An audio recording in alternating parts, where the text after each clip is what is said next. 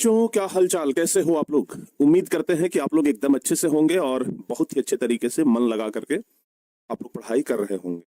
प्यारे बच्चों, हम लोग भारत में राष्ट्रवाद यानी कि हिस्ट्री का ये चौथा नंबर चैप्टर पढ़ रहे थे। हिस्ट्री का चौथा नंबर चैप्टर कितना महत्वपूर्ण है ये तो हम आप लोगों को ऑलरेडी हम पहले बता ही चुके हैं। बहुत ही शानदार चैप्टर, बहुत ही महत्वपूर्ण चैप्टर, अपने देश की आजादी से जुड़ा हुआ चैप्टर, सब कुछ आप लोग को बता चुके हैं।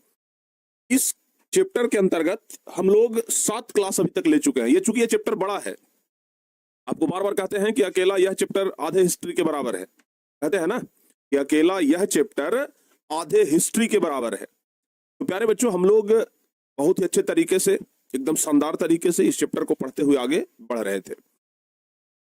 पिछली क्लास में हम आप लोगों को सविनय अवज्ञा आंदोलन खत्म करवाए थे और लास्ट में भारत छोड़ो आंदोलन भी पढ़ लिए थे। चलिए एक क्वेश्चन पूछते हैं और उस क्वेश्चन के पूछने के साथ ही इस क्लास का हम शुरुआत भी करेंगे। क्वेश्चन ये है कि भारत छोड़ो आंदोलन का मुख्य नारा क्या था? ये वाले क्वेश्चन का जवाब बताइए और उसके बाद हम आगे बढ़ेंगे। और आज तो शाम में क्रैश कोर्स भी लॉन्च होना है ना, शाम में क्रैश कोर्स के लिए तैयार रहिएगा, शाम में 7 बजे। बताइए, आप हमें इस क्वेश्चन का जवाब दे दीजिए कि भारत छोड़ो आंदोलन का मुख्य नारा क्या था? सारे बच्चों का जवाब आना चाहिए। भारत छोड़ो आंदोलन का मुख्य नारा क्या था? बस जल्दी से ये बता दीजिए।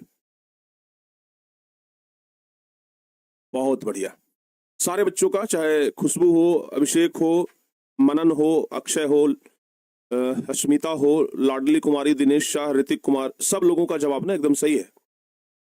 सब लोगों ने एकदम सही जवाब दिया है भाई, किसी ने भी गलत जवाब नहीं दिया है। सब लोगों का जवाब अंततः एकदम सही ही जा रहा है। बहुत बढ़िया। करो या मरो, भारत छोड़ो आंदोलन का मुख्य नारा था डू और डाई। डू और डाई यानी करो या मरो, ठीक है ना? तो यहां तक हम आप लोगों को पढ़ा दिए थे। आज हम लोग पढ़ने वाले हैं गांधी जी के सबसे पहले सत्याग्रह के बारे में। गांधी जी के आंदोलन तो हम लोग बहुत सारा देखे, लेकिन गांधी जी का जो सबसे पहला सत्याग्रह था वो बिहार से ही शुरू हुआ था बाबू। बिहार वो धरती है जो गांधी को महात्मा गांधी बना दिया, ठीक है ना? बिहार वो धरती है जो मोहनदास जैसे व्यक्ति को महात्मा गांधी बना दिया। चंपारण सत्याग्रह, बिहार की एक धरती चंपारण, और चंपारण में जो अंग्रेज लोग था वो किसानों के ऊपर बहुत ही ज्यादा अत्याचार कर रहा था। नील का खेती करवाता था, वही नील जिसको कपड़ा में हम लोग डालते हैं, ठीक है ना? उस नील का खेती होता था। उस नील का खेती के लिए अंग्रेज किसानों के ऊपर बड़ा जबरदस्ती करता था, क्योंकि किसान लोग नील का खेती नहीं करना चाहते थे। जो किसान लोग थे ना, वो चाहते थे कि हम अपने खेत में बाकी लोगों की तरह धान, गेहूं, मकई ये सब लगाएं, लेकिन अंग्रेज लोग जबरदस्ती नील का खेती करवाता था। यहां तक कि अंग्रेजों ने एक नियम बना दिया कि अगर आप 20 कट्ठा खेती कर रहे हैं तो 20 कट्ठा में 3 कट्ठा खेती करना अनिवार्य है। नील का 20 कट्ठा में 3 कट्ठा नील का खेती करना अनिवार्य है, और इसको कहा गया 3 कट्ठिया प्रणाली। नील का खेती क्यों नहीं लोग करना चाहते थे? किसान लोग आखिर नील का खेती क्यों नहीं करना चाहते थे? 20 कट्ठा में 3 कट्ठा ही तो था, आराम से कर लेते। देखो, बात ऐसा था ना कि वे लोग नील का खेती करना नहीं चाहते थे। किसान लोग क्यों नहीं करना चाहते थे? क्योंकि नील एक ऐसा फसल है जिस खेत में एक बार लग गया उस खेत की उर्वरा शक्ति को खत्म कर देता था। नील का खेती जिस खेत में एक बार हो गया उस खेत की उर्वरा शक्ति को ही समाप्त कर देता था। इसलिए लोग नील का खेती करना ही नहीं चाहते थे। लोग नील का खेती नहीं चाहते थे कि हम नील का खेती करें, ठीक है ना? तो जब गांधी जी को यह बात पता लगा कि भाई किसानों के ऊपर बहुत अत्याचार हो रहा है, बिहार के भी किसान थे और कुछ बंगाल के भी किसान थे, जब गांधी जी को इस बात का जानकारी हुआ, और उसी समय गांधी जी नए नए राजनीति में आए ही थे। 1915 में तो वापस आए थे, 16 से वो राजनीति करना शुरू किए थे, और ये घटना है 1917 का, चंपारण सत्याग्रह वाला घटना है 1917 का। गांधी जी नया नया राजनीति में आए थे, उनको भी एक बड़ा मौका चाहिए था। ये मौका उनको मिला था बाबू चंपारण में। और चूंकि गांधी जी सत्य और अहिंसा के पुजारी थे तो मारपीट करते नहीं थे, सत्याग्रह करते थे। सत्याग्रह मतलब होता है सत्य के लिए आग्रह। अगर हम सच में हैं तो भाई उसके लिए आग्रह करेंगे और आपको मानना पड़ेगा, गांधी जी का यह कहना था। तो गांधी जी 1917 ईस्वी में चंपारण चले गए।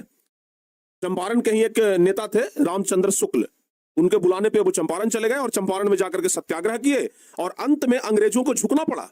अंत में अंग्रेजों को ये जो नियम था कि 20 कट्ठा में 3 कट्ठा नील का खेती करने वाला, इस कानून को हटाना पड़ा और तब जाकर के वहां के किसान स्वतंत्र हुए। ठीक है ना। इसी आंदोलन को, इसी सत्याग्रह को कहते हैं चंपारण सत्याग्रह। इसमें क्या बोलते हैं? चंपारण सत्याग्रह बोलते हैं। तो यह सत्याग्रह 1917 ईस्वी में हुआ था, ध्यान रखिएगा। चंपारण आंदोलन भी कहते हैं, चंपारण सत्याग्रह भी कहते हैं। गांधी जी का यह सबसे पहला सत्याग्रह था बिहार में। ठीक है ना। जब गांधी जी पहली बार राजनीति में आए तो बिहार में उनका यह सबसे पहला सत्याग्रह था, याद रखिएगा, याद रहेगा। तो प्यारे बच्चों, चंपारण सत्याग्रह एक बहुत ही बेहतरीन गांधी जी का सत्याग्रह है। इसी सत्याग्रह के बाद पूरे देश में गांधी जी का चर्चा हुआ, लोग गांधी जी को जानने लगे, लोग गांधी जी को पहचानने लगे। एक अच्छे नेता के तौर पे अभी गांधी जी उभर गए थे। ठीक है ना। चंपारण सत्याग्रह याद रखिएगा। तो प्यारे बच्चों, हम लोग सबसे पहला क्वेश्चन आज देखेंगे चंपारण सत्याग्रह का ही। सबसे पहला क्वेश्चन जो आज हम लोग देखने वाले हैं, यह चंपारण सत्याग्रह का ही क्वेश्चन देखेंगे। ठीक है। सबसे पहला क्वेश्चन आज चंपारण सत्याग्रह का ही आएगा। क्वेश्चन आता है कि चंपारण सत्याग्रह से आप क्या समझते हैं? ठीक है ना। क्वेश्चन आएगा कि चंपारण सत्याग्रह से आप क्या समझते हैं। तो प्यारे बच्चों, अगर चंपारण सत्याग्रह के बारे में पूछा जाए तो क्या आप लोग बड़े आराम से नहीं बता दीजिएगा? ये क्वेश्चन आता है। देखिए, यही है नील का खेती। ठीक है ना। नील का फसल होता है, एकदम नील होता है ये यहाँ पर ऊपर में। ठीक है ना। इसी को पानी में घोल करके नील तैयार किया जाता था। और जो किसान लोग होते थे उनसे बहुत ही, मतलब इस तरीके से देख रहे हैं कि अंग्रेज अधिकारी खड़ा है और किसान लोग बेचारा सूखा शरीर लेकर के किसी तरह से काम पे लगा हुआ है। तो अंग्रेज लोग ना किसानों पे बहुत अत्याचार करते थे। तो क्वेश्चन आता है कि चंपारण सत्याग्रह से आप क्या समझते हैं। काफी महत्वपूर्ण है और इस वर्ष के लिए यानी कि 2026 के लिए भी यह जो है ना वो मोस्ट वीवीआई क्वेश्चन है, अति महत्वपूर्ण क्वेश्चन 2026 के लिए भी। तो प्यारे बच्चों, कह रहा है कि चंपारण सत्याग्रह से आप क्या समझते हैं। चंपारण सत्याग्रह के बारे में बताइए। तो सुन लीजिए, अप्रैल 1917 ईस्वी में एक आंदोलन चलाया गया था जिसे चंपारण सत्याग्रह के नाम से जाना जाता है। कब चलाया गया? अप्रैल 1917 में। आपसे पूछा जाएगा चंपारण सत्याग्रह कब हुआ, सीधे बता दीजिए अप्रैल 1917 में हुआ। चंपारण सत्याग्रह कब हुआ, सीधे बताइए। अप्रैल 1917 में हुआ। क्या हुआ भाई? तो इसमें बिहार और बंगाल के किसान अपने खेतों में धान, गेहूं और मकई की खेती करना चाहते थे, लेकिन जो गोरे जमींदार थे यानी कि जो अंग्रेज लोग थे, उसने जबरदस्ती नील की खेती करने के लिए मजबूर कर दिया। जो अंग्रेज लोग थे वो जबरदस्ती नील का खेती करवाना चाहता था। और कैसे करवाना चाहता था? तो 20 कट्ठा खेत में 3 कट्ठा नील की खेती करना अनिवार्य कर दिया कि भाई अगर 1 बीघा खेती करते हैं, 20 कट्ठा मतलब 1 बीघा, यानी कि अगर आप 1 बीघा खेती करते हैं तो उसमें 3 कट्ठा खेती करना अनिवार्य है। सारे बच्चों को समझ में आया? 20 कट्ठा में 3 कट्ठा खेती करना हर हाल में अनिवार्य है। ठीक है ना। और चूंकि 20 कट्ठा में 3 कट्ठा अनिवार्य कर दिया, इसलिए इस प्रणाली को नाम दिया गया 3 कटिया प्रणाली। इस प्रणाली का क्या नाम दिया गया? 3 कटिया प्रणाली इसका नाम दिया गया। ठीक है ना। और याद रखिएगा, नील एक प्रकार का ऐसा फसल था कि जिस खेत में लगे उस खेत की मिट्टी की उर्वरा शक्ति को कमजोर कर देता था। यानी कि नील जिस खेत में लगता था ना, उसकी उर्वरा शक्ति ही समाप्त कर देता था। किसानों की स्थिति एकदम दयनीय हो गई। बिहार और बंगाल के किसान रोने लगे, जिसे देख करके चंपारण के ही एक किसान राजकुमार शुक्ल को न रहा गया। राजकुमार शुक्ल, हम शायद पिछली बार हम चंद्र शुक्ल बोल दिए थे, सॉरी, राजकुमार शुक्ल, जिनको कि न रहा गया और वह गांधी जी को बुलाए। गांधी जी चंपारण आए और गांधी जी आंदोलन किए, सत्याग्रह किए और उनके कहने पर 25% जो अंग्रेज लोग अवैध वसूली कर रहा था और 3 कटिया प्रणाली, ये सब क्या हो गया? खत्म हो गया। तो प्यारे बच्चों, चंपारण सत्याग्रह थोड़ा सा एक टॉपिक है, इसको आप लोग जरूर याद रखिएगा। इस प्रकार से और भी बहुत सारे आंदोलन हुए जिसके बारे में भी हम लोग बारी बारी से पढ़ते चलेंगे। ठीक है ना। छोटा छोटा बहुत सारा आंदोलन है बाबू, जिसके बारे में अभी ना हम लोग पढ़ेंगे। ठीक है। छोटा छोटा बहुत सारा आंदोलन है जिसके बारे में ना अभी हम लोग पढ़ेंगे। जैसे छोटा सब आंदोलन है, जैसे एक आंदोलन है खेड़ा आंदोलन। बस जानकारी आप लोग रखिएगा, हो सकता है कि ऑब्जेक्टिव क्वेश्चन या सब्जेक्टिव कोई लघु उत्तरीय में एक आध क्वेश्चन आ जाए। छोटा गांधी जी का जैसे खेड़ा आंदोलन हो गया, उसके अलावा मोपला विद्रोह हो गया, फिर बारदौली सत्याग्रह हो गया। इस प्रकार से छोटा आंदोलन और भी है जिसके बारे में हम लोग जानकारी ले लेते हैं। जैसे हम बात करते हैं इसका खेड़ा आंदोलन का, क्या है ये आंदोलन, खेड़ा आंदोलन है क्या? तो ध्यान रखिएगा, 1917 का ही बात है, जिस समय चंपारण सत्याग्रह हुआ था ना, उसी समय का बात है प्यारे बच्चों कि 1917 में बहुत अधिक बारिश हो गया था। इतना बारिश हो गया था कि खरीफ की फसल को बहुत बड़ा नुकसान हुआ था। अब जैसे धान का खेती मान लेते हैं, इसी वर्ष की बात करिए ना, इस वर्ष देख रहे हैं बिहार के कई जिलों में कितना भयंकर बाढ़ आया है। बिहार के कई जिलों में कितना भयंकर बाढ़ आ रहा है ये तो आप लोग देख रहे हैं। बिहार के कई जिलों में बड़ा भयंकर बाढ़ आ रहा है। और प्यारे बच्चों, इस बाढ़ में कितने का नुकसान हो रहा है, कितने का घर चला गया, कितने का फसल चला गया, कितने लोगों का आदमी ही चला गया, कितने लोगों का परिवार उजड़ गया। तो उसी तरह से ध्यान रखिएगा कि 1917 ईस्वी में बहुत बारिश आया था, जिसके कारण खरीफ की फसल बड़ा नुकसान हुआ था।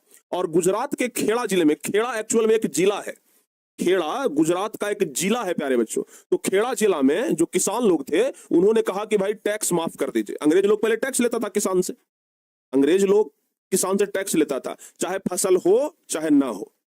अंग्रेजों का कहना था कि भाई फसल हो चाहे ना हो, हम तो टैक्स लेंगे, और अंग्रेज लोग टैक्स वसूलता था।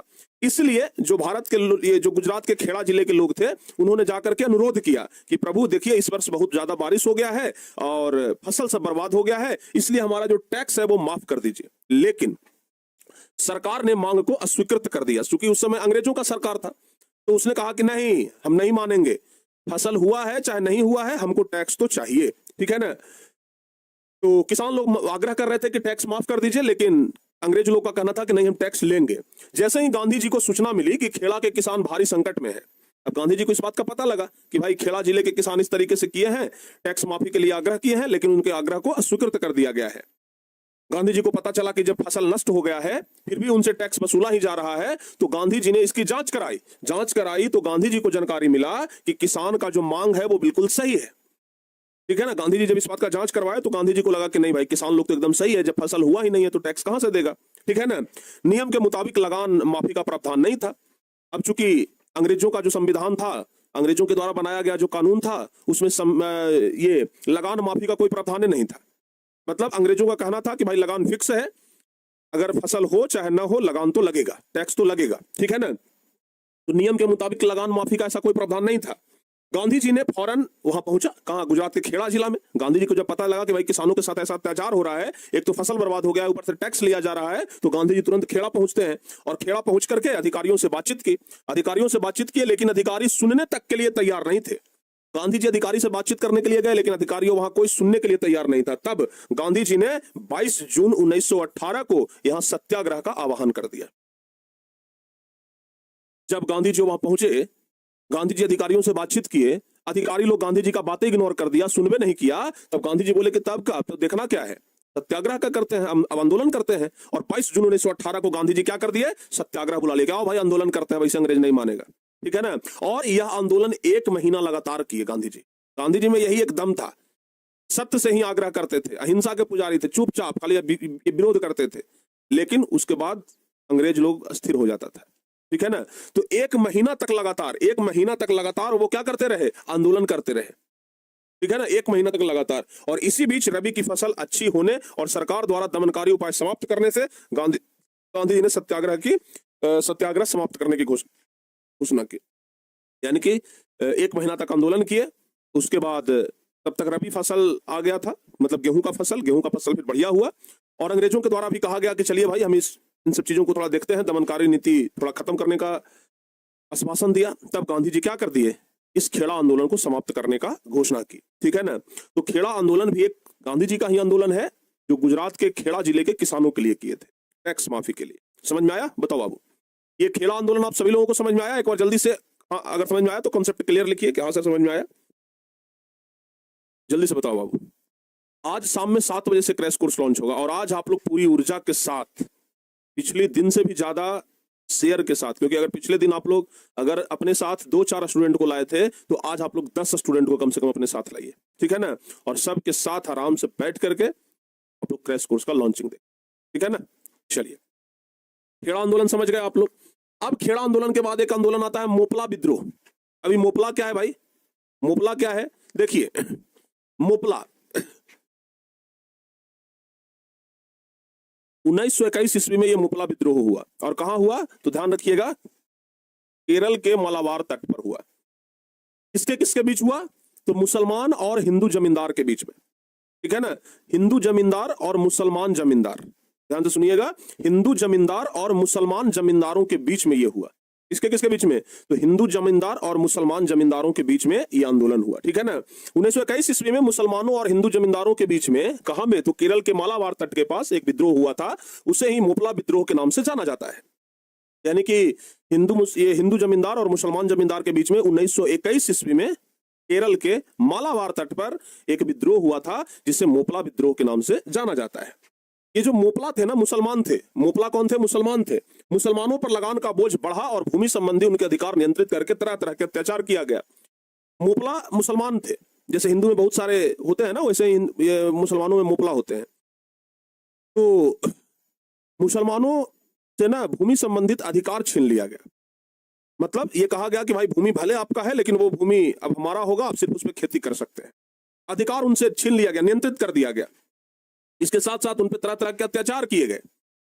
ठीक है, जिसके विरोध में जो किसान लोग थे उसने सरकारी संस्थाओं पर हमले आरंभ कर दिए। अब जब भाई किसी का जमीन छीनिएगा तो चुपचाप तो बैठा नहीं रहेगा। मुसलमानों का जमीन छीनना जाने लगा। तब क्या हुआ कि मुसलमान जो लोग थे वे लोग सरकारी संस्थान, जो कि अंग्रेजों का संस्थान था, सरकारी संस्थान, उस पर क्या कर दिया? हमला शुरू कर दिया। इस परिस्थिति को देखते हुए अक्टूबर 1921 ईस्वी में विद्रोहियों के खिलाफ सैनिक कार्रवाई आरंभ कर दी गई। मतलब अंग्रेज लोग कहा, करे ये लोग कितना मन बढ़ गया है कि हम पर आक्रमण करेगा, ला इस पर सैनिक कार्रवाई करते हैं, और सैनिक को खुला छूट दे दिया। ठीक है ना, सैनिक को खुला छूट दे दिया कि जो करना है जो करिए। ठीक है ना। अब क्या हुआ, लोगों को, अब समझिए बात को, एक तो भाई उसका जमीन छीन लिए, अधिकारों उसको नहीं दे रहे हैं कुछ, ऊपर से उसके साथ अत्याचार भी कर रहे हैं। जब वो लोग मांग रहा है तो आप दे नहीं रहे हैं, जब विरोध कर रहा है तो सैनिक को बुला दे रहे हैं। ये तो मतलब अंग्रेजों का मनमानी था। तो अब सैनिक को बुला दिया कि भाई अब सैनिक तुम लोग को शांत करेगा। अब सैनिक लोग आया तो सीधे गोली चलाना शुरू किया। लगभग 10,000 लोगों की मौत हो गई और 50,000 लोग क्या बन गए? बंदी बन गए। मतलब 50,000 लोगों को लगभग जेल में बंद कर दिया गया और इस आंदोलन में 10,000 लोगों की लगभग मौत हो गई। ठीक है ना। अब इस विद्रोह का समर्थन गांधी जी, शौकत अली और मौलाना अब्दुल कलाम आजाद ने किया था। मतलब इस आंदोलन के बारे में जब हल्ला हुआ तो गांधी जी यहां भी पहुंचे मोपला विद्रोह में और इसका समर्थन किए। और आप लोगों को पता है कि अली बंधु थे, शौकत अली और ये मौलाना अब्दुल कलाम आजाद, ये सब लोगों ने मिल करके इस आंदोलन का समर्थन किया और अंत में ये आंदोलन हुआ और फिर अंग्रेजों को झुकना भी पड़ा। तो इसी को कहा गया मोपला विद्रोह। चूंकि मोपला एक मुसलमान थे और मुसलमानों के साथ ही अत्याचार हुआ था, इसलिए इस आंदोलन का नाम क्या पड़ गया? मोपला विद्रोह। ठीक है ना। तो ये सब ना छोटा छोटा आंदोलन है, इसको आप लोग जरूर याद रखिएगा। उसी प्रकार का एक और आंदोलन है बारदौली सत्याग्रह।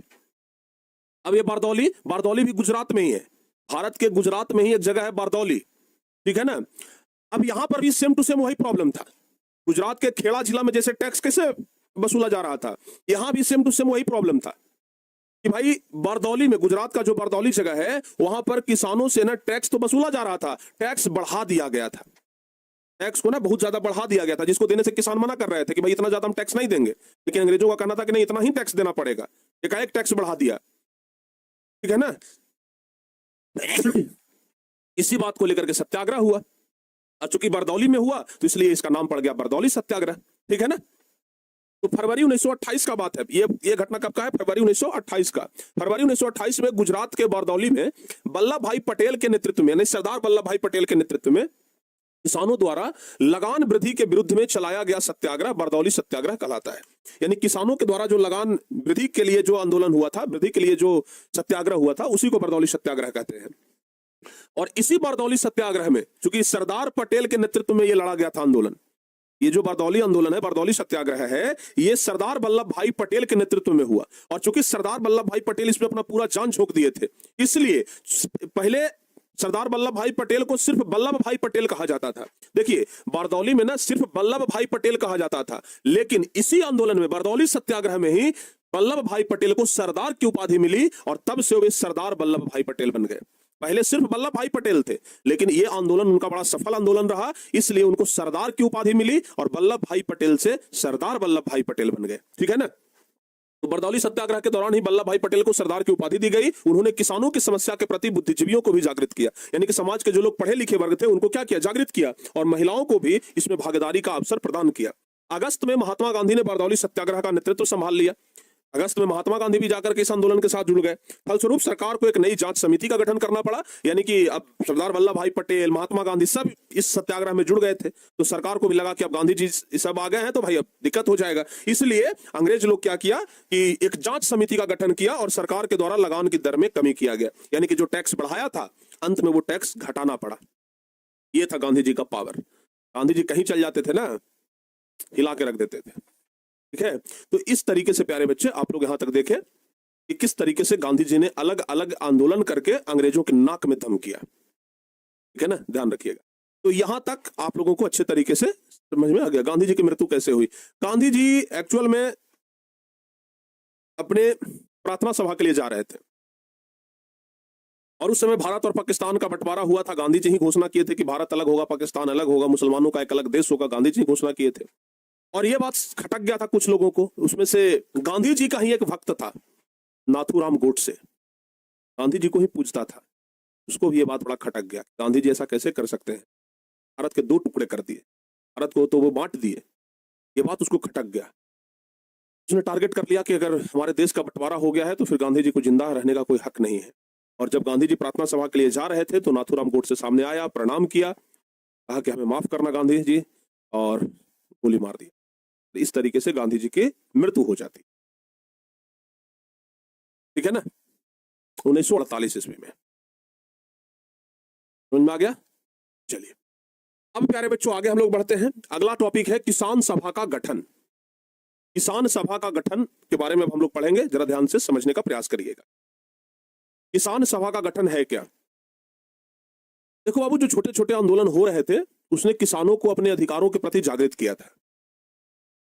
जो छोटे छोटे आंदोलन हो रहे थे ना, जैसे बारदौली सत्याग्रह हुआ किसानों के लिए हुआ, खेड़ा आंदोलन हुआ किसानों के लिए हुआ, मतलब जितना भी ये सब आंदोलन जो हो रहा था वो किसानों के लिए हो रहा था। अब किसान लोग ने जाग रहे थे, किसान को अपने ताकत का एहसास हो रहा था कि नहीं भाई हम लोग भी कुछ बड़ा कर सकते हैं। ठीक है ना। और जब किसानों को अपनी ताकत का एहसास हुआ तो बिहार में, बंगाल में, उत्तर प्रदेश में, पंजाब में, इन सब जगहों पर जो किसान लोग थे सभा गठन करने लगे, यानी किसान सभा का गठन होने लगा। जब किसानों को अपने शक्ति का एहसास हुआ ना तो सब लोग क्या करने लगे, सभा का गठन करने लगे, बहुत बड़े स्तर पर। ठीक है ना। तो इस तरीके से ही किसान सभा का गठन हुआ था। आइए देखते हैं। कह रहे हैं कि प्रारंभिक आंदोलनों ने किसानों को अपने अधिकारों के प्रति जागृत किया। मतलब जो आंदोलन छोटा छोटा हो रहा था उसने किसानों को जागृत किया और उन्हें अपनी शक्ति का भी आभास करवाया। किसानों को जागृत तो किया ही, किसानों का जो शक्ति था उसका भी एहसास हुआ। ठीक है ना। अतः 1920 के दशक में बिहार, बंगाल, उत्तर प्रदेश और पंजाब में किसान सभा का गठन हुआ। यानी कि 1920 के दशक में क्या हुआ कि बिहार में, बंगाल में, उत्तर प्रदेश में, पंजाब में जो किसान लोग थे वे लोग मिल करके किसान सभा का गठन किए। ठीक है ना। किंतु इससे अधिक व्यापक और शक्तिशाली आधार 1928 में प्राप्त हुआ। यानी कि सब किसान सभा का गठन तो कर ही लिए थे, लेकिन बहुत बड़े स्तर पर इसको आधार कब मिला, 1928 ईस्वी में, जब स्वामी सहजानंद सरस्वती ने बिहटा में और पुनः 1929 में सोनपुर में किसान सभा की विधिवत स्थापना की। इसी वर्ष सरदार पटेल ने बिहार की यात्रा भी की थी। 1929 में सोनपुर में किसान सभा का विधिवत स्थापना हुआ। सोनपुर प्यारे बच्चों बिहार में ही है, आप लोग सुने होंगे सोनपुर मेला, जहां पर एशिया का सबसे बड़ा पशु मेला लगता है। वहीं पर किसान सभा का 1929 में विधिवत गठन हुआ था, विधिवत स्थापना हुआ था। और सरदार पटेल जो थे वो उसी वर्ष बिहार की यात्रा भी कर रहे थे, जिससे इस आंदोलन को बल मिला। 11 अप्रैल 1936 को लखनऊ में अखिल भारतीय किसान सभा का भी गठन हुआ। ठीक है ना। तो इस तरीके से प्यारे बच्चे आप लोग इसको ना याद रखिएगा, किसान सभा का गठन जो हुआ था। ठीक है। किसान सभा का गठन कब हुआ, 11 अप्रैल 1936 को लखनऊ में अखिल भारतीय किसान सभा का गठन हुआ। ठीक है ना। अखिल भारतीय किसान सभा का गठन हुआ, ध्यान रखिएगा। ये वाला समझ में नहीं आया, ये वाला समझ में नहीं आया, चलिए फिर से बताते हैं एक बार। देखो बाबू, हुआ क्या कि जैसे खेड़ा आंदोलन हुआ, बारदौली सत्याग्रह हुआ, तो किसके लिए हुआ, किसानों के लिए हुआ। क्योंकि अंग्रेज लोग किसानों के ऊपर भारी भरकम टैक्स लगा दिए थे। अंग्रेज लोग किसानों के ऊपर भारी भरकम टैक्स लगा दिए थे, इसलिए आंदोलन हुआ। तो इसमें जीत भी हुआ किसानों का, अंग्रेजों को झुकना पड़ा, टैक्स वापस लेना पड़ा, टैक्स कमाना पड़ा। तो किसानों को लगा ना कि अगर भाई हम सब एक साथ मिल करके रहेंगे ना तो बड़ा ताकत बनेंगे। इसलिए किसान लोग ना जाग गए, किसानों के अंदर में ना जागृति हुआ, नहीं भाई अब मिल करके रहना है। बिहार के किसान, बंगाल के किसान, पंजाब के किसान, उत्तर प्रदेश के किसान, ये सब मिल करके ना बोले कि अब एक सभा का गठन करेंगे, मतलब एक सब मिल करके एक संगठन बनाएंगे, किसान सभा का गठन किए। ठीक है ना। बिहार के अनेक जगहों पर यह किसान सभा का गठन हुआ। लेकिन स्वामी सहजानंद सरस्वती बिहटा बिहार में ही पड़ता है। फिर 1929 ईस्वी में सोनपुर में किसान सभा का गठन हुआ। सरदार पटेल भी आए बिहार में उसी दौरान, किसान सभा के गठन जब होने लगा तो सरदार पटेल भी आए। लेकिन मुख्य रूप से प्यारे बच्चों 11 अप्रैल 1936 को लखनऊ में, उत्तर प्रदेश में पड़ता है लखनऊ, उत्तर प्रदेश की राजधानी है लखनऊ, वहां में अखिल भारतीय किसान सभा का गठन फाइनल हुआ। तो यहां से आपसे ऑब्जेक्टिव टाइप के ही सवाल पूछे जाएंगे कि अखिल भारतीय किसान सभा का गठन कब हुआ। तो याद रखिएगा 11 अप्रैल 1936 को हुआ। ठीक है ना, अखिल भारतीय किसान सभा का गठन 11 अप्रैल 1936 को हुआ। कहां में हुआ? तो याद रखिएगा लखनऊ में हुआ। ठीक है ना, तो किसान सभा का गठन यानी कि किसान लोग अपनी ताकत के बारे में जान गए थे और उन्होंने किसान सभा का गठन करना शुरू किया। यहां से ना बाबू एक क्वेश्चन भी आता है, और ये क्वेश्चन देखिए कितना महत्वपूर्ण है कि बिहार के किसान आंदोलन पर एक टिप्पणी लिखे। बिहार के किसान आंदोलन के बारे में लिखने के लिए आता है। 2013 में, 2018 में, 2021 में लगातार ये सब क्वेश्चन आया है। 2013, 18, 21 लगातार ये सब क्वेश्चन पूछा है कि बिहार के किसान आंदोलन पर एक टिप्पणी लिखना है। भाई बिहार के किसान आंदोलन के बारे में बताइए, बिहार के किसान आंदोलन पर एक टिप्पणी लिखिए। तो बिहार के किसान आंदोलन के बारे में पूछा जा रहा है। लिखेंगे कि 1922-23 में शाह मोहम्मद जुबैर ने मुंगेर में किसान सभा का गठन किया। 1922-23 की बात है, बिहार के बारे में पूछ रहा है, बिहार के किसान आंदोलन के बारे में पूछ रहा है। तो सबसे पहले शुरुआत करते हैं मुंगेर से, जहां पे कि शाह मोहम्मद जुबैर नामक एक व्यक्ति थे, उन्होंने किसान सभा का गठन किया। बिहार में किसान आंदोलन को सहजानंद ने प्रभावी बनाया। सहजानंद सरस्वती आप लोग यहाँ पर देख रहे हैं, ठीक है, इनके बारे में अभी आपको यहाँ पे पढ़ाया भी कि सहजानंद सरस्वती, स्वामी सहजानंद सरस्वती जो थे, उन्होंने बिहटा में किसान सभा का गठन करके इसको प्रभावी बनाया था। तो बिहार में किसान आंदोलन को सहजानंद ने क्या बनाया? प्रभावी बनाया। 1928 में इन्होंने बिहटा में तथा 1929 में सोनपुर में किसान सभा की स्थापना की। यानी कि जो सहजानंद सरस्वती थे वो बिहार के बिहटा में, सोनपुर में, इन सब जगहों पे क्या किए थे? किसान सभा का स्थापना किए थे। 1936 में उन्हीं की अध्यक्षता में लखनऊ में अखिल भारतीय किसान सभा का गठन हुआ। आपको बताया फाइनली कि लखनऊ में जाकर के क्या हुआ था? अखिल भारतीय किसान सभा का गठन हुआ 1936 में, और 1 सितंबर 1936 को बिहार सहित पूरे देश में किसान दिवस मनाया गया। मजदूर दिवस तो हम लोग मनाते हैं 1 मई को, लेकिन हमारे देश भारत में पहली बार मजदूर दिवस नहीं, किसान दिवस 1 सितंबर 1936 को मनाया गया। और किसान जमींदारी शोषण, बेगारी की समाप्ति और लगान में कमी की मांग कर रहे थे। क्योंकि किसानों पर टैक्स बहुत ज्यादा लगा दिया गया था, किसानों से टैक्स वसूला जाता था, किसानों से बेगारी करवाया जाता था, मतलब फ्री के काम करवाया जाता था। तो इन सब चीजों के चलते किसान लोग एकजुट हुए थे, और सब किसान लोग एकजुट हो करके अपना काम कर रहे थे, अंग्रेजों के खिलाफ आवाज उठा रहे थे। इसी को बस किसान सभा का गठन कहा गया। ठीक है ना, कि भाई किसान लोगों ने अपने लिए किसान सभा का गठन किया। ठीक है, तो एक तरफ जो किसान लोग थे वे तो अपनी लड़ाई लड़ ही रहे थे, दूसरी तरफ मजदूर लोग भी अपनी लड़ाई लड़ रहे थे। ठीक है ना, भारत में मजदूर लोग भी अपनी लड़ाई लड़ रहे थे। मजदूर लोग कैसे लड़ाई लड़ रहे थे? उनके लिए एक अलग आंदोलन हुआ, मजदूर आंदोलन। किसान आंदोलन तो अभी हम लोग पढ़ लिए कि भाई किसान सभा का गठन हुआ, मोपला विद्रोह हुआ, खेड़ा आंदोलन हुआ, ये सब हुआ किसानों के लिए। लेकिन अब मजदूर आंदोलन क्या है, जरा मजदूर आंदोलन के बारे में भी पढ़ लेते हैं। तो प्यारे बच्चों ध्यान से सुनिएगा, हालांकि ये सब पूछता नहीं है, बस जानकारी है, ऑब्जेक्टिव में हो सकता है एक आध क्वेश्चन घुसा दे कहीं, बस जानकारी रखिएगा। ठीक है ना, भारत में भी औद्योगिक प्रगति के साथ साथ मजदूर वर्ग में चेतना जागृत हुआ। भारत में भी क्या हुआ कि औद्योगिक प्रगति हुआ, मतलब मशीनों का आविष्कार शुरू हो गया था भारत में भी। हालांकि मशीनों का आविष्कार तो इंग्लैंड से शुरू हुआ, लेकिन भारत में भी शुरू हो गया। अब मजदूर वर्ग भी थोड़ा जाग गए थे। 1917 में अहमदाबाद में एक बीमारी फैल गया जो चूहों के कारण फैलता है, नाम है प्लेग। ठीक है ना, तो 1917 की बात है, जिस वर्ष चंपारण सत्याग्रह हुआ था उसी वर्ष की बात है। अहमदाबाद में, गुजरात के अहमदाबाद में एक बीमारी फैल गया जिसका नाम क्या है? प्लेग। चूहा के कारण फैलता है। जब चूहा के कारण नहीं कह सकते हैं, जब चूहा मरने लगे तो समझना चाहिए कि प्लेग हो गया। पहले बहुत प्लेग फैलता था, गांव के गांव समाप्त हो जाता था। गांव में जब चूहा मरने लग जाए ना तो लोग गांव छोड़ देते थे कि भाई ये बीमारी फैल गया, प्लेग फैल गया। तो ऐसे 1917 में अहमदाबाद में प्लेग फैल गया था। जब प्लेग फैल गया तो मजदूरों को शहर छोड़ करके, जो मजदूर लोग थे वे शहर छोड़ करके जाने लगे। तो उनको रोकने के लिए मिल मालिकों ने उनके वेतन में वृद्धि की थी।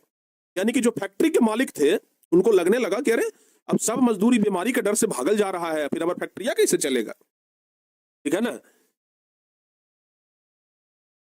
समझ में आ गया ना।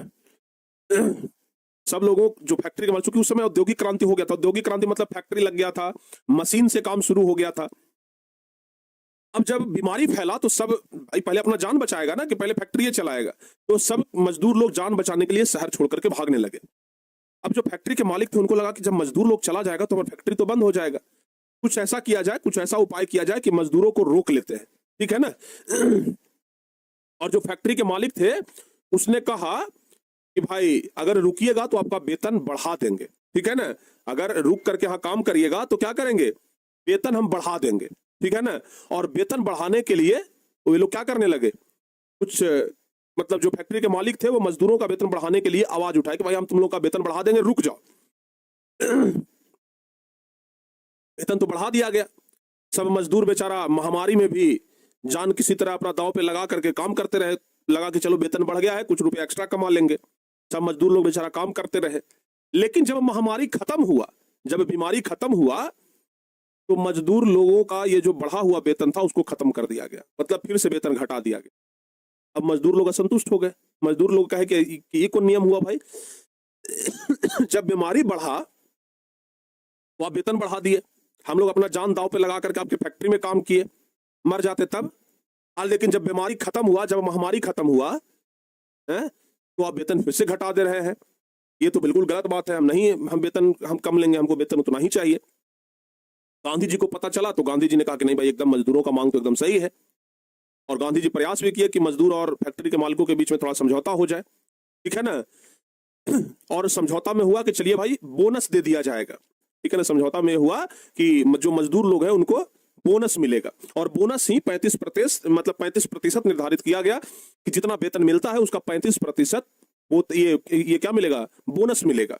और उसी समय 1920 ईस्वी को ही AITUC यानी कि all India trade union Congress की स्थापना हुई थी मजदूरों के समर्थन के लिए, ठीक है ना। तो ध्यान रखिएगा, वही चीज हम बता रहे थे कि भारत में भी औद्योगिक प्रगति के साथ साथ मजदूर वर्ग में चेतना जागृत हुआ। 1917 में अहमदाबाद में प्लेग की महामारी के कारण मजदूरों को शहर छोड़ करके जाने को रोकने के लिए मिल मालिकों ने उनके वेतन में वृद्धि कर दिया, यानी कि मजदूर लोग न जाए इसलिए जो फैक्ट्री के मालिक थे उसने वेतन बढ़ा दिया, जो महामारी खत्म होने पर समाप्त भी कर दिया गया। इससे मजदूर असंतुष्ट हो गए।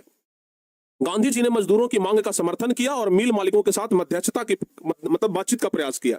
अंततः उन्हीं के सुझाव पर बोनस पुनः बहाल किया गया और इसकी दर 35% निर्धारित की गई। बोनस होता है कि मतलब जो आपका वेतन है उसके अलावा पैसा देना। जैसे मान लिया कि 100 रुपया आपका वेतन है, तो भाई अब 100 रुपया की जगह 35% एक्स्ट्रा यानी कि 135 रुपया मिलेगा, ठीक है ना। तो इसी को बोनस कहते हैं। तो गांधी जी के प्रयास से यहाँ पर भी जो मजदूर लोग थे उनको बोनस बहाल हो गया, यानी कि जो बढ़ा हुआ वेतन था वो फिर से मजदूरों को मिलने लगा। और 31 अक्टूबर 1920 ईस्वी को कांग्रेस पार्टी ने all India trade union Congress की स्थापना की, ठीक है ना।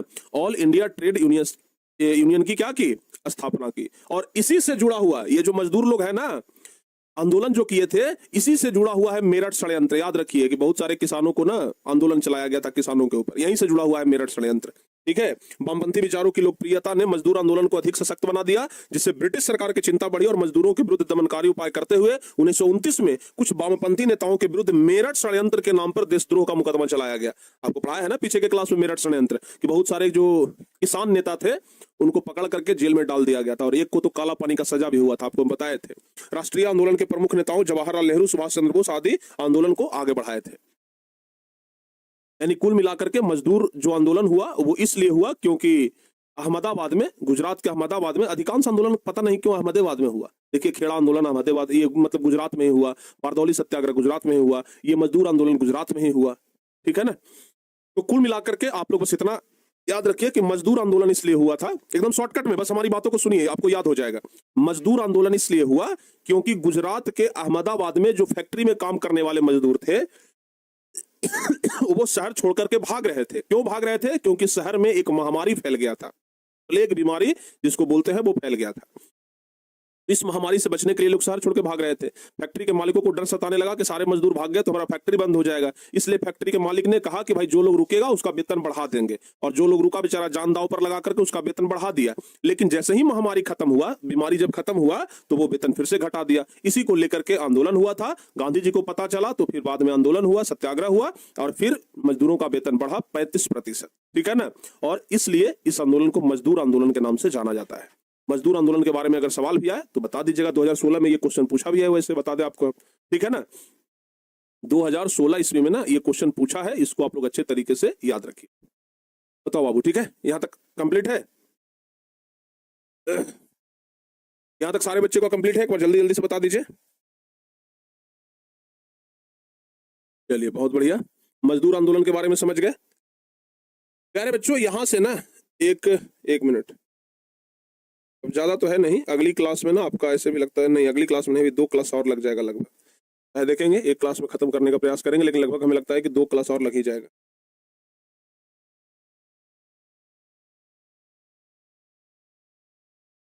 ये वाला क्वेश्चन AITUC के बारे में भी पढ़ा है ना हम आप लोगों को, AITUC के बारे में पढ़ा है ना, all India trade union Congress. यहाँ पर देख लीजिए, 31 अक्टूबर 1920 को कांग्रेस पार्टी ने all India trade union Congress की स्थापना की। तो यहाँ से ना एक सवाल भी बनता है, ये सवाल को ना आप लोग याद रखिएगा। यहाँ से एक सवाल बनता है कि AITUC क्या है। देख लीजिए, ये वाला ना एक सवाल बनता है कि AITUC क्या है। तो AITUC का full form all India trade union Congress, याद रखिएगा। AITUC का पूरा नाम क्या है? All India trade union Congress, ठीक है। जिसका स्थापना कब हुआ? 31 अक्टूबर 1920 ईस्वी को मुंबई में किया गया था। जिसके प्रथम अध्यक्ष कौन थे? तो लाला लाजपत राय थे और सचिव थे जमुना लाल बजाज। एकदम बढ़िया से याद रखिएगा। AITUC के पहले अध्यक्ष लाला लाजपत राय थे और सचिव कौन थे? जमुना लाल बजाज थे। किसानों और मजदूरों की समस्याओं का समाधान करने के लिए AITUC का स्थापना किया गया। तो आसान है, याद कर लीजिएगा, ठीक है ना, याद हो जाएगा बाबू। चलिए, अब यहां तक तो हम लोग अभी तक में बहुत सारे आंदोलन के बारे में पढ़े, किसान आंदोलन, मजदूर आंदोलन, गांधी जी का आंदोलन, बहुत सारा आंदोलन पढ़े। अब छोटा सा हमको और पढ़ना है जनजातीय आंदोलन, यानी कि जो आदिवासी लोग थे वो भी आंदोलन करने में पीछे नहीं थे। आदिवासी लोग भी आंदोलन करने में पीछे नहीं थे। आदिवासी लोग भी भरपूर आंदोलन कर रहे थे, और जिसमें एक नाम सबसे ज्यादा आता है, जतरा भगत, ठीक है ना। आदिवासियों का जो आंदोलन हुआ उसमें एक नाम एकदम उभर करके आया, जिसका नाम क्या है? जतरा भगत। प्यारे बच्चों, अब हम लोग जतरा भगत के बारे में ही पढ़ना शुरू करते हैं, ठीक है ना। एक आंदोलन एकदम उभर करके आया, नाम क्या पड़ा? जतरा भगत। याद रहेगा? तो चलिए जनजातीय आंदोलन के बारे में थोड़ा सा पढ़ लेते हैं। देखिए, जनजातीय आंदोलन के बारे में अगर बात किया जाए प्यारे बच्चों, ठीक है ना, तो जनजातीय आंदोलन यहां से शुरू होता है। भारत के राष्ट्रीय आंदोलन में जनजातीय आंदोलन की बहुत महत्वपूर्ण भूमिका रही है। मतलब आदिवासी लोग भी बहुत अधिक भूमिका दिए हैं भारतीय राष्ट्रीय आंदोलन में। 19वीं शताब्दी की तरह 20वीं शताब्दी में भी भारत के अनेक भागों में आदिवासी विद्रोह एक अस्थायी तत्व बने रहे थे। यानी कि आदिवासी विद्रोह, यानी कि आदिवासी लोग विद्रोह भी कर रहे थे और बहुत बड़े स्तर पर कर रहे थे। ये विद्रोह भारत के विभिन्न हिस्सों में हुआ, भारत के अलग अलग हिस्सों में ये विद्रोह हो रहा था। 1922-24 में अलमूरी सीताराम राजू के नेतृत्व में होने वाले बड़े विद्रोह की भूमिका का कार्य किया। कौन थे बाबू? अलमूरी सीताराम राजू आदिवासी था और अंग्रेजों के खिलाफ ये भी लड़ाई कर रहा था। इसको जंगल का नायक कहा जाता था। अलमूरी सीताराम राजू को कहा जाता था कि जब तक ये जंगल में है दुनिया का कोई ताकत इसको नहीं मार सकता है, ठीक है ना। क्योंकि ऐसे भी आपको पता है कि आदिवासी लोग, जिसको जनजाति लोग भी कहते हैं, जनजाति लोग कहाँ रहता है? जंगल में ही रहता है। अलमूरी सीताराम राजू भी जंगल में ही रहता था और इसे जंगल का हीरो कहा जाता है, जंगल का नायक कहा जाता है, ठीक है ना। जो सेठ साहूकार थे वो लोग बहुत ज्यादा शोषण करते थे। क्योंकि आदिवासी लोग झूम खेती करते हैं, आपको हम भूगोल में पढ़ाए हैं, झूम खेती या स्थानांतरण खेती। अगर एक जगह पे खेती कर रहे हैं फिर कुछ दिन के बाद दूसरी जगह पे खेती करने लग जाते हैं, तो झूम खेती या स्थानांतरण खेती के बारे में पढ़ाए हैं। तो इन सब अधिकारों पर रोक लगाने वाले वन विभाग के खिलाफ आदिवासियों ने श्री राजू के नेतृत्व में, जो अलमूरी सीताराम राजू थे उनके नेतृत्व में छापामार युद्ध छेड़ रखा था। क्योंकि जनजाति लोग, आदिवासी लोग स्थानांतरण खेती करते हैं, झूम खेती। आज यहाँ खेती कर रहे हैं, 2 महीना के बाद कहीं और खेती करते थे, 3 महीना के बाद कहीं और खेती करते थे। इस पर रोक लगाने के लिए वन विभाग ने कुछ नियम लगाया। अंग्रेजों का शासन था, वन विभाग ने नियम लगाया कि नहीं, इस प्रकार से खेती नहीं करना है, जंगल को नहीं काटने देंगे। अब जब भाई चूंकि जनजाति लोग, आदिवासी लोग इसी प्रकार का खेती ही करता है, उसको रोक दीजिएगा तो वो तो कुछ एक्शन लेगा। तो जो जनजाति लोग था उसका नेता कौन था? उसका नेता था यही अलमूरी सीताराम राजू। अब इसने छापामार युद्ध शुरू किया, मतलब छिप छिप करके वन विभाग के अधिकारियों को मारना शुरू किया, ठीक है ना। वन विभाग के अधिकारियों को छिप छिप करके मारना शुरू किया कि भाई तुम हमें अगर झूम खेती नहीं करने, हमें अगर झूम खेती नहीं करने दोगे तो हम आंदोलन करेंगे। युद्ध छेड़ दिया, छापामार युद्ध, ठीक है ना। ये मतलब अलमूरी सीताराम राजू ने, जो कि आदिवासियों का नेता था। इस विद्रोह को दबाने के लिए मद्रास सरकार को काफी धन और सैन्य शक्ति खर्च करनी पड़ी, यानी कि बहुत ज्यादा रुपया पैसा खर्च करना पड़ा सरकार को, अंग्रेजों को, ताकि किसी तरीके से इस आंदोलन को दबाया जाए। अंततः 6 मई 1924 को राजू गिरफ्तार कर लिए गए। अंत में क्या हुआ कि 6 मई 1924 ईस्वी को अलमूरी सीताराम राजू को क्या कर लिया गया? गिरफ्तार कर लिया गया। और गिरफ्तार नहीं किया गया, इनको गिरफ्तार करके गोली मार दिया गया, ठीक है ना, कि भाई बहुत सारे अधिकारियों को तूने मारा है, आज तुम मर जाओ। गोली मार दिया और अंत में सितंबर 1924 में विद्रोह का दमन कर दिया गया। यानी कि सितंबर 1924 में यह विद्रोह क्या हो गया? समाप्त हो गया। समझ में आया?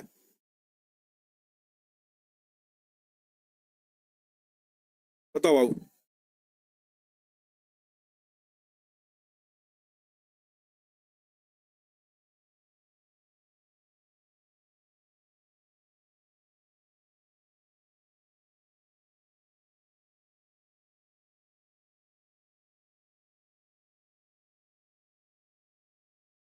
समझ में आया बाबू यहां तक?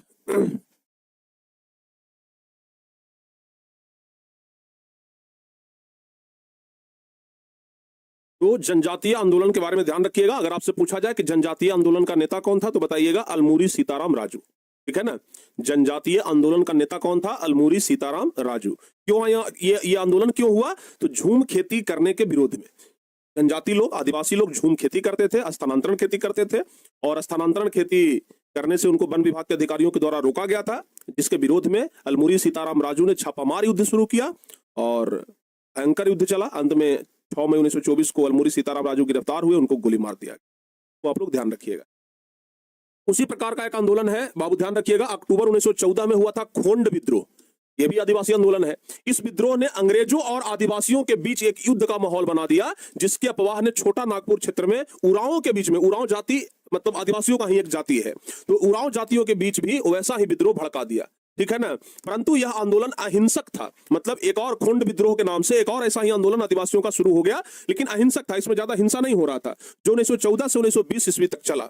इसका नेता जतरा भगत था। यानी कि खोंड विद्रोह जो हुआ यह 1914 से लेकर के 1920 ईस्वी तक चला, और इसका नेता कौन था? जतरा भगत। यही है जतरा भगत। इस आंदोलन में सामाजिक और शैक्षणिक सुधार पर विशेष बल दिया गया।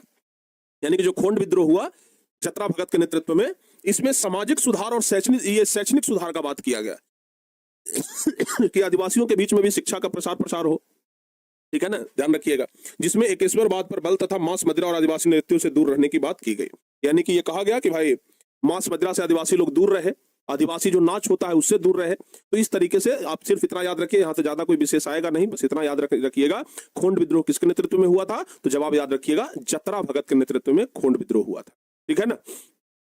जतरा भगत पर कभी कभी टिप्पणी लिखने के लिए आता है कि भाई जतरा भगत पर टिप्पणी लिखें। कभी कभी परीक्षा में आ जाता है, ठीक है ना, कि जतरा भगत पर टिप्पणी लिखें। तो जतरा भगत के बारे में लिखिएगा कि जतरा भगत उर्फ जतरा उरांव, उरांव जाति आदिवासियों का एक जाति है। तो जतरा भगत जिसका नाम था जतरा उरांव, उसका जन्म सितंबर 1888 में झारखंड के गुमला जिला के कहां पे? चिंगरी नवाटोली गांव में हुआ था। जतरा भगत का जन्म झारखंड में हुआ था। झारखंड में चूंकि जंगल है, झारखंड छत्तीसगढ़ ये सब जगह पर ना आदिवासी लोग ज्यादा मिलते हैं, तो झारखंड के गुमला जिला के चिंगरी नवाटोली गांव में जतरा भगत का जन्म हुआ। उनके जो पिताजी थे उनका नाम था क्या? कोदल उरांव। मतलब जतरा भगत के जो पिताजी थे उनका नाम क्या था? ध्यान रखिएगा, कोदल उरांव। और मां का नाम था लिबरी। जतरा भगत के मां का नाम लिबरी था। ठीक है ना? 1912-14 में उन्होंने ब्रिटिश राज और जमींदारों के खिलाफ अहिंसक असहयोग का आंदोलन छेड़ा और लगान, सरकारी टैक्स आदि भरने और कूली के रूप में मजदूरी करने से मना कर दिया। यानी कि जो ब्रिटिश राज, यानी कि जो अंग्रेज लोग था, वो जमींदारी करता था, टैक्स वसूलता था, ठीक है ना, लगान लेता था खेती पर किसानों से। इसके विरोध में जतरा भगत ने आंदोलन किया था। और जो मजदूर लोग थे ना, उनको नौकर बना करके रखता था। कहता था कि सामान एक जगह से मतलब एक जगह से दूसरा जगह ढो हमारा, और जब इससे मजदूर मना करता था तो उसको भारी भरकम दंड देता था। इसी के लिए आंदोलन छेड़ा था किसने? जतरा भगत ने। और यह 1900 में बिरसा मुंडा के नेतृत्व में हुए, ध्यान रखिएगा, उलगुलान से प्रेरित औपनिवेशिक और सामंत विरोधी धार्मिक सुधारवादी आंदोलन था। बिरसा मुंडा का नाम सुने होंगे, उन्हीं से प्रेरित व्यक्ति था कौन? जतरा भगत। ठीक है ना? और अंग्रेजों के खिलाफ इसने भी बहुत ज्यादा क्या किया है, कह सकते हैं आंदोलन किया है, बहुत जबरदस्त लड़ाई किया, टैक्स के विरुद्ध, लगान के विरुद्ध, ठीक है ना, मजदूरों को नौकर न बनाया जाए इसके विरुद्ध। तो इस तरीके से प्यारे बच्चों जतरा भगत के बारे में कभी कभी परीक्षा में सवाल आ जाता है, तो जतरा भगत के बारे में आप लोग लिख लीजिए। तो फाइनली जितना आंदोलन वाला पार्ट था वो आज समाप्त हो गया। अब एक छोटा सा टॉपिक बचा है कि जिस समय हमारा देश गुलाम था उस समय भारत में कुछ राजनीतिक दल था। जैसे कांग्रेस पार्टी 1885 में ही बना, तो कांग्रेस पार्टी का गठन कैसे हुआ इसके बारे में पढ़ना है। मुस्लिम लीग की स्थापना हुई थी, उस समय एक पार्टी और था मुस्लिम लीग, उसके बारे में पढ़ना है। तो अब ना एक दो राजनीतिक पार्टी बच गया है, बस उसी के बारे में पढ़ना है। अगली क्लास में कोशिश करेंगे कि इस चैप्टर को खत्म कर दें। ठीक है ना? ठीक है? वाह क्या बात है। एक लड़का लिख रहा है कि सर इतना अच्छा से हिस्ट्री पढ़ते हैं, यूपीएससी की तैयारी में बड़ा काम आएगा। तो बहुत बढ़िया जी, एकदम काम आएगा। ठीक है ना? तो जितना भी आंदोलन वाला पार्ट था प्यारे बच्चों वो सब हम समाप्त कर दिए। आंदोलन वाला पार्ट अब आपका बचा नहीं है। अब सिर्फ बच गया है कांग्रेस पार्टी के बारे में पढ़ना है कि कांग्रेस पार्टी का स्थापना कैसे हुआ था। भारतीय राष्ट्रीय कांग्रेस के बारे में आप लोगों को पढ़ा देंगे। उसके बाद फिर मुस्लिम लीग के बारे में, फिर कम्युनिस्ट पार्टी एक बना था, कम्युनिस्ट पार्टी के बारे में, फिर स्वराज पार्टी बना था, स्वराज पार्टी के बारे में पढ़ना है, फिर राष्ट्रीय स्वयंसेवक संघ बना था। मतलब यही सब, कांग्रेस पार्टी, मुस्लिम लीग, स्वराज पार्टी, राष्ट्रीय स्वयंसेवक संघ जिसको आरएसएस बोलते हैं। तो ये सब जो उस समय भारत में राजनीतिक दल था, उन सब राजनीतिक पार्टियों के बारे में पढ़ना है, जिसमें सबसे पुराना कांग्रेस पार्टी के बारे में पढ़ना है। तो ये ना अगली क्लास में अब हम आप लोगों को कंप्लीट करा देंगे। ठीक है? हाँ, तो अगली क्लास में प्यारे बच्चों हो सकता है आपका ये चैप्टर समाप्त हो जाए। तो आज के लिए बस इतना ही रहने देते हैं, बाकी अब शाम में मिलेंगे, क्योंकि दोपहर में तो हम चले जाएंगे भाई क्रैश कोर्स लॉन्चिंग है, आज बढ़िया से तैयारी करेंगे, ऐसा नहीं है कि आज पिछले बार के जैसा हो जाए, तो आज दोपहर वाला क्लास लेंगे नहीं। तो आज शाम में 7 बजे आप लोग अपने पूरे दोस्त पूरे साथियों के साथ जुड़िए, तो हल्का मचा करके आज शाम में क्रैश कोर्स लॉन्च करते हैं, ठीक है ना। मिलते हैं प्यारे बच्चों शाम में, तब तक के लिए जय हिंद।